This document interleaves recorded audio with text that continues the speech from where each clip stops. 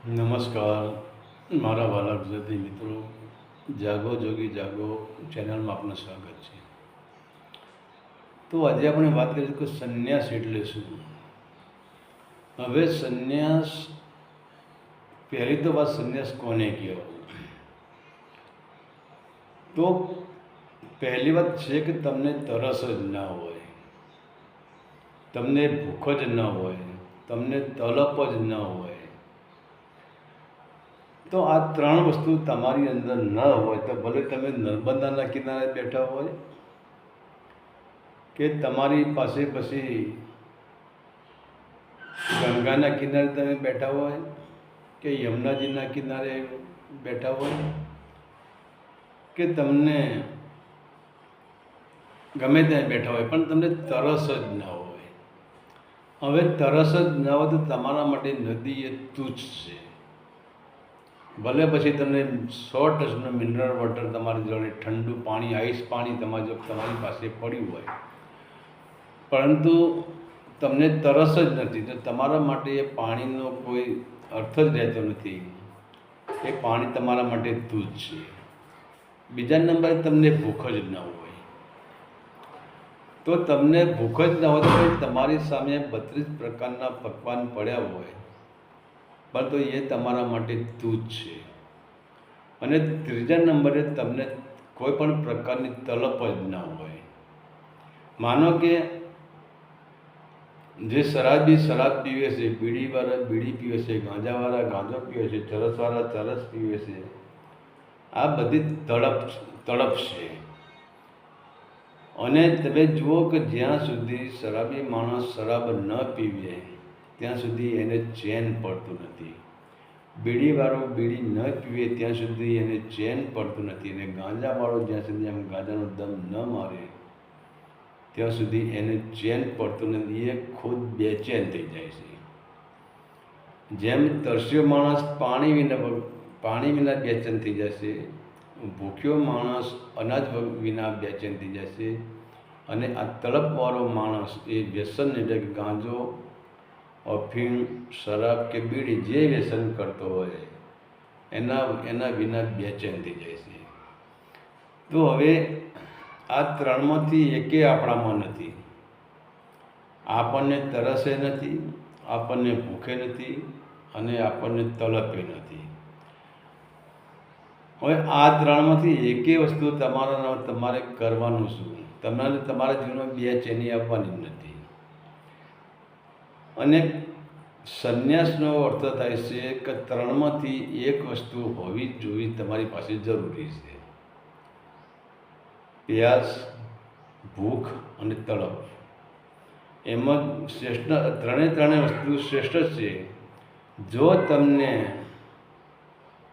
પ્યાસ લાગી હશે અને પ્યાસની સાથે તમારે પાણીની તડપ હશે તો તમે એટલા બધા બેચેન થઈ જશો કે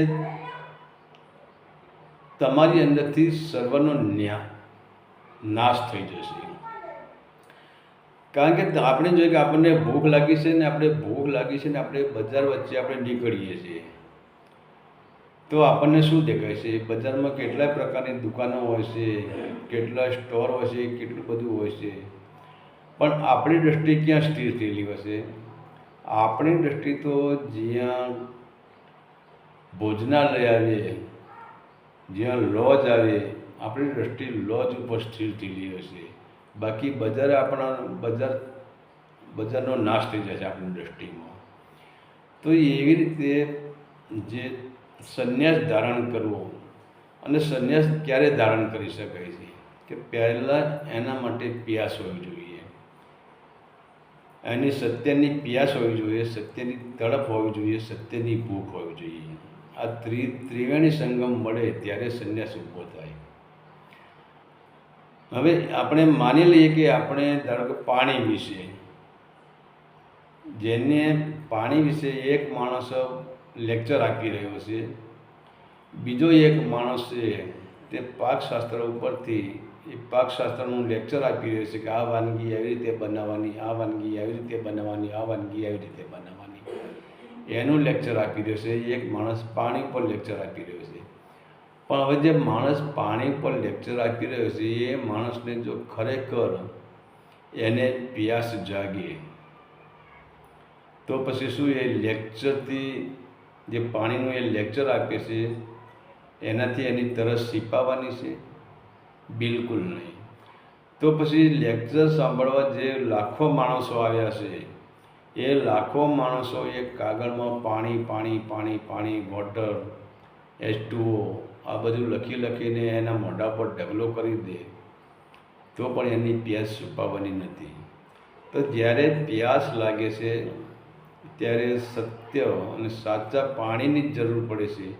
અને જેને પ્યાસ ઉપડી છે ત્યારે સરોવર તમને ગોતતું આવતું નથી, તમારે સરોવરને ગોતવું પડે છે. અને એ જેને પ્યાસ લાગી છે એ માણસ પાણીના પ્રેમમાં પાણી વિના એટલો પાગલ થઈ જાય છે, એને પાણીની એટલી તડપ લાગે છે, પાણીની એટલી વેદના એનામાં હોય છે કે ક્યાંથી શું કરવું ને ક્યાંથી પાણી પીવું, ક્યાંથી મળે. પછી કોઈ એમ કહે ને કે ભાઈ આ ઊંડા કૂવામાં તું પણ એ બીજે ક્યાંય પાણી નથી, ફક્ત આ ઊંડા કૂવાના તળિયે જ પાણી છે, બીજે ક્યાંય પાણી નથી ધરતી પર. તો ખરેખર જેને પ્યાસ લાગી હોય ને તો એ કોઈના કહેવાથી પણ ઊંડા કૂવાના તળિયે પાણી છે એવા એને સમાચાર મળે ને તો એ ઊંડા કૂવાના તળિયા સુધી એ ભૂસકો મારવા તૈયાર છે. આને પ્યાસ કહેવાય. અને જ્યાં સુધી પ્યાસ એની મટતી નથી, જ્યાં એને પાણી નિર્મળ જળ મળતું નથી ત્યાં સુધી એને પાણીની તડપ હોય છે.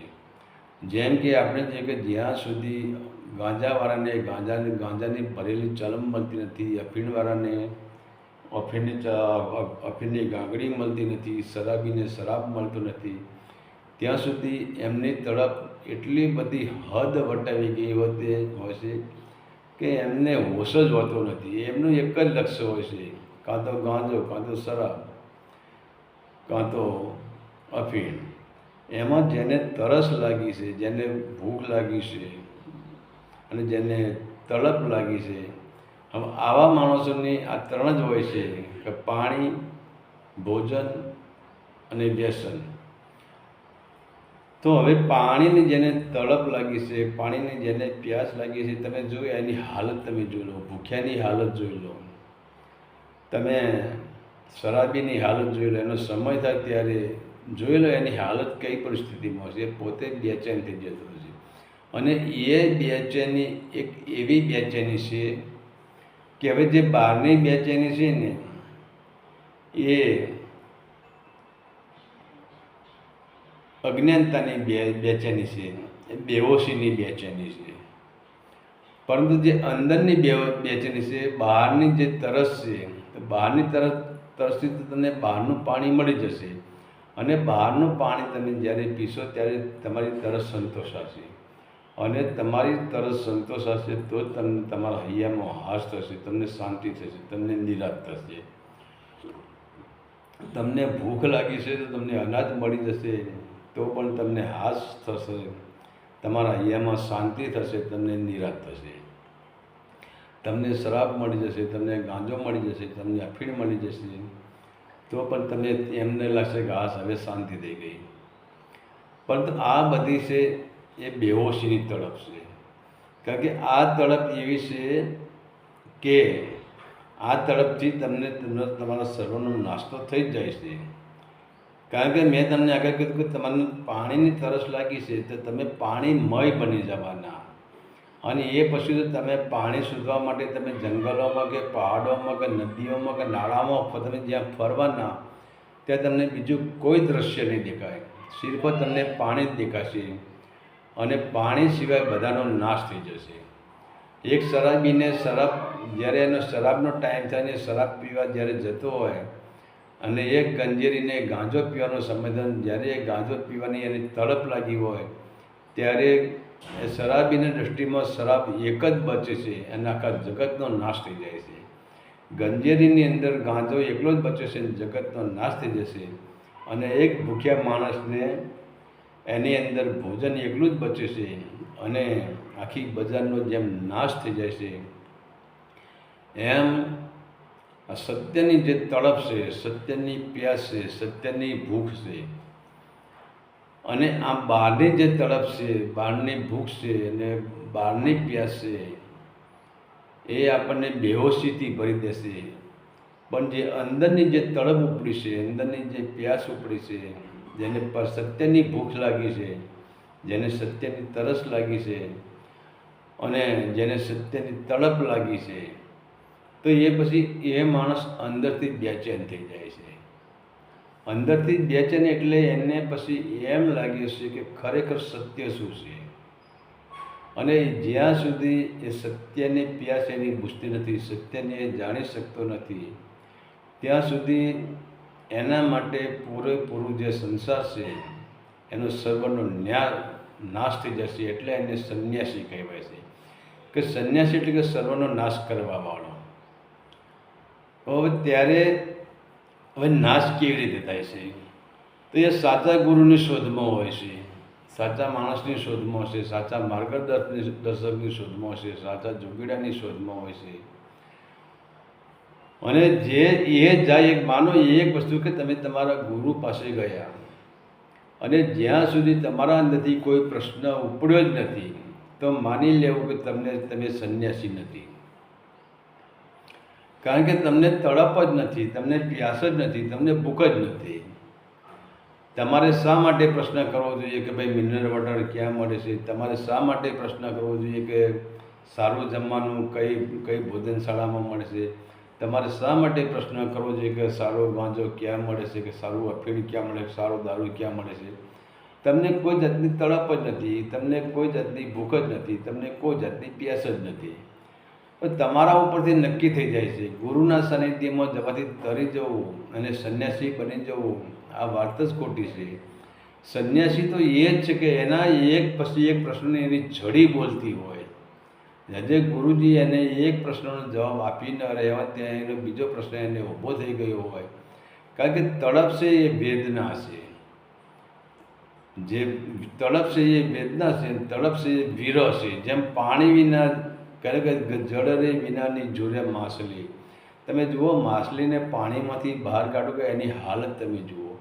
અને એ જ હાલત જે પુરુષના અંદર સત્યની તરસ જેને લાગી હોય, જેને સત્યની ભૂખ લાગી હોય, જેને સત્યની તલપ લાગી હોય, એની પરિસ્થિતિ એ માછલી સમાન જ થઈ જાય છે. એને સ્વયં પૂરેપૂરો બેચેન થઈ જશે અને એના અંદરથી સત્ય સિવાય બીજા બધાનો સર્વનો નાશ થઈ જશે. એટલે એને આપણે સંન્યાસી કહીએ છીએ.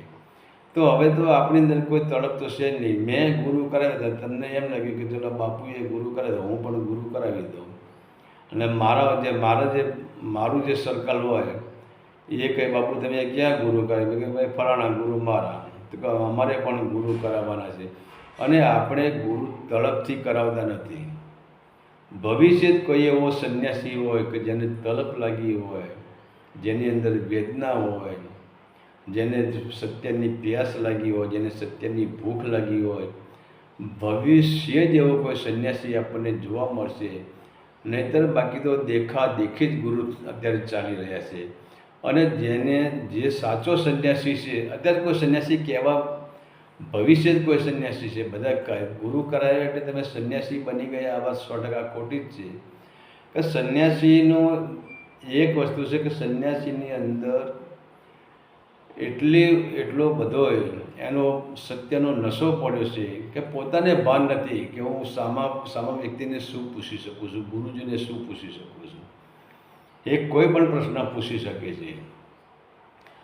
અને બીજા નંબરે કે જે પ્યાસી છે અને એને ખબર છે કે જ્યાં સુધી અસલી પાણી ન મળે, આપણે એક વિચાર કરીએ કે એક માણસને ગરમી ઠંડી લાગી રહી છે, તો એ માણસને આપણા ઘરની અંદર આપણે સૂર્યનો જે ફોટો પાડેલો છે એ સૂર્યના ફોટાના સામે મૂકી દઈએ તો એ ફોટામાંથી એને સૂર્યની ગરમી મળવાની નથી.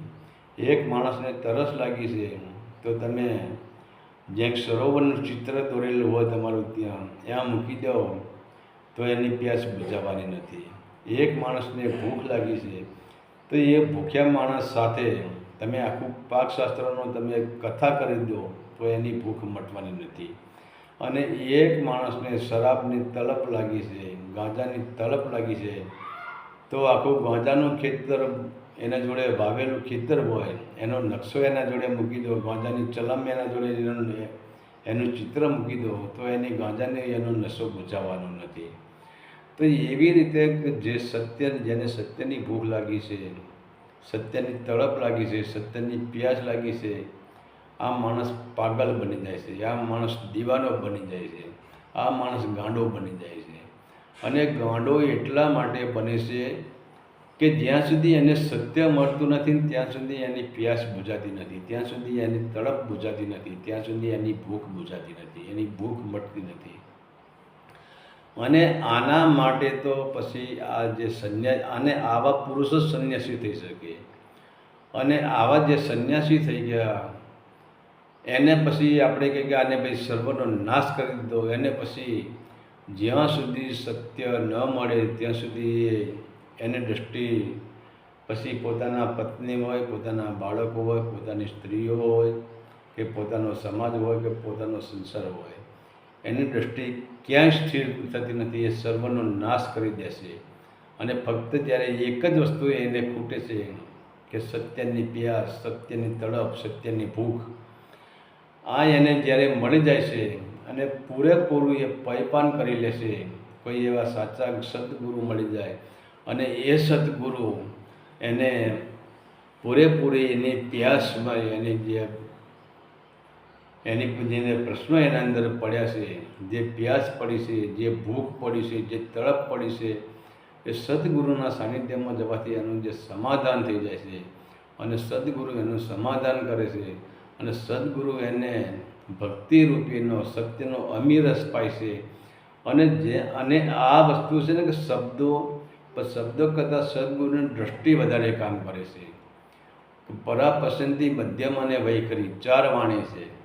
પણ હવે જે વૈખરી વાણી છે એ આપણે જીભ ઉપરથી બોલી શકીએ છીએ, મધ્યમાં વાણી એ કંઠમાંથી બોલી શકીએ છીએ, પછી જે પશ્ચિંતી વાણી છે એ હૃદયમાંથી બોલે છે. પણ પરાવાણી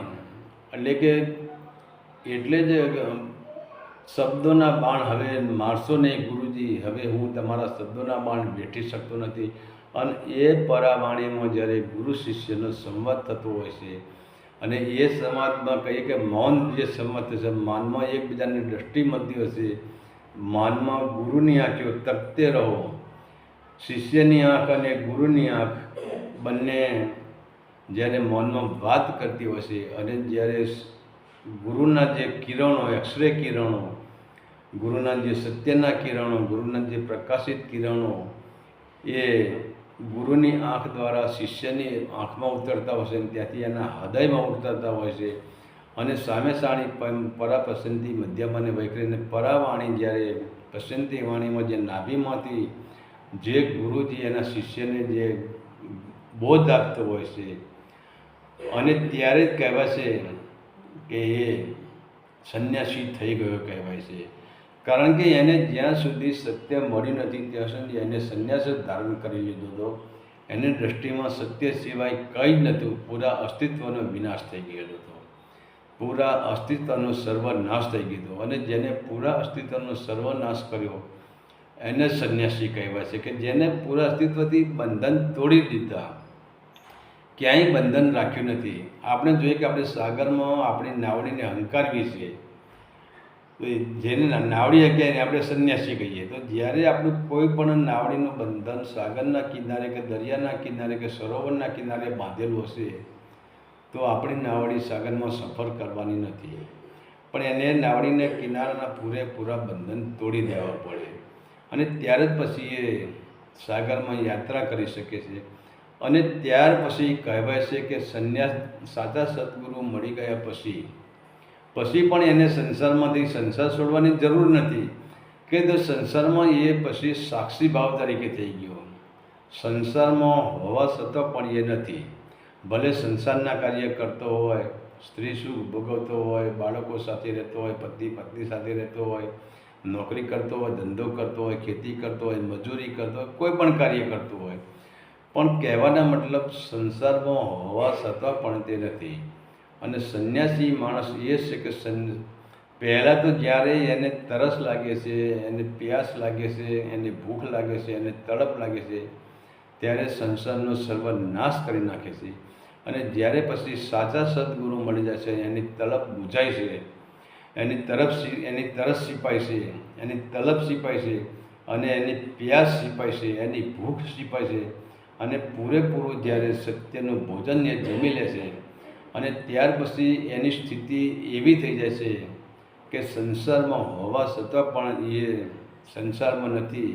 એને સંસારમાં છોડીને ભાગવાની પણ કોઈ જરૂર નથી, એને આડંબર કરવાની પણ કોઈ જરૂર નથી, એને ભગવા કપડાં પહેરવાની પણ કોઈ જરૂર નથી, એને જંગલોમાં જઈને ઝૂંપડીઓ બાંધવાની પણ કોઈ જરૂર નથી, અને એને તીર્થ સ્થાનોમાં જઈને ભટકવાની પણ કોઈ જરૂર નથી.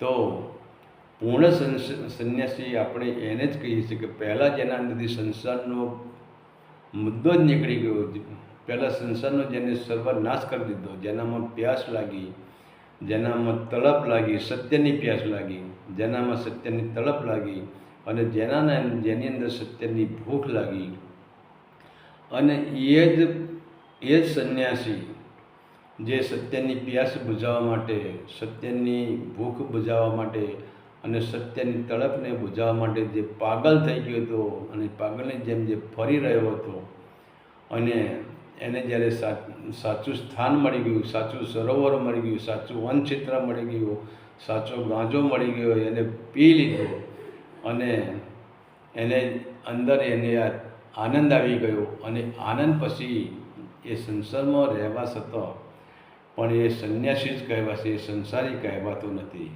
કારણ કે એને પહેલેથી જ સંસારનો ત્યાગ કરેલો છે. પણ કહેવાનો મતલબ સંન્યાસીને કોઈ આડંબર હોતો નથી. સંન્યાસી રહે છે સંસારમાં જ રહે છે. સંસારમાંની બહાર નીકળી જવું ને ગુરુ કરી દેવા, અને ગુરુને પગ પૂજા કરીને ગુરુને તિલક કરવાના, ગુરુના ચરણોમાં નમી પડવું, આ બધી બહારની ક્રિયાઓ છે.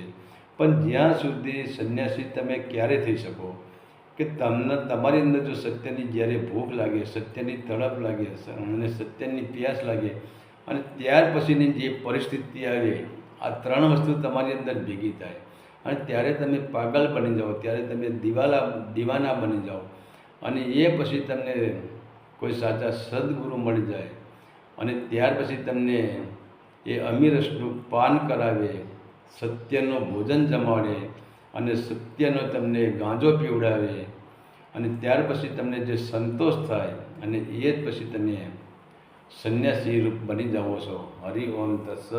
આદેશના પ્રણામ.